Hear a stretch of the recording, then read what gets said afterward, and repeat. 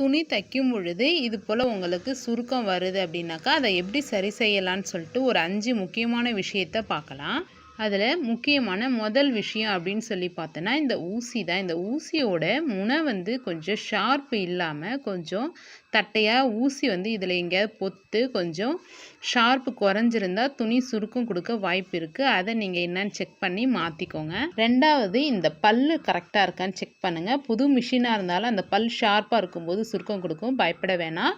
தைக்க சரியாயிடும். பழைய மிஷினாக இருக்குன்னா அந்த பல்லை செக் பண்ணுங்கள். அதான் பார்த்தோன்னா பாபின் வந்து கரெக்டாக இருக்கா, நூல் இழுக்கும் பொழுது ஃப்ரீயாக வருதான்னு செக் பண்ணுங்கள். அப்படி இல்லைன்னா இந்த ஸ்க்ரூவை மைனூட்டாக அட்ஜஸ்ட் பண்ணி பாருங்கள். ஒன்று டைட் பண்ணுங்கள், இல்லை லூஸ் பண்ணுங்கள். இந்த மாதிரி பண்ணி தையல் வருதான்னு பாருங்கள். நாலாவதாக வந்து இந்த இடத்த லூஸ் பண்ணி விட்டு தையல் போட்டு பாருங்கள், இல்லை டைட் பண்ணி தையல் போட்டு பாருங்கள். இல்லைனா டஸ்ட் இருக்கான்னு செக் பண்ணுங்கள். இப்படி இது எல்லாமே சரியாக இருக்குது, ஆனால் தையல் வந்து சரியாக வரலைன்னா இந்த விஷயத்தை லைட்டாக லூஸ்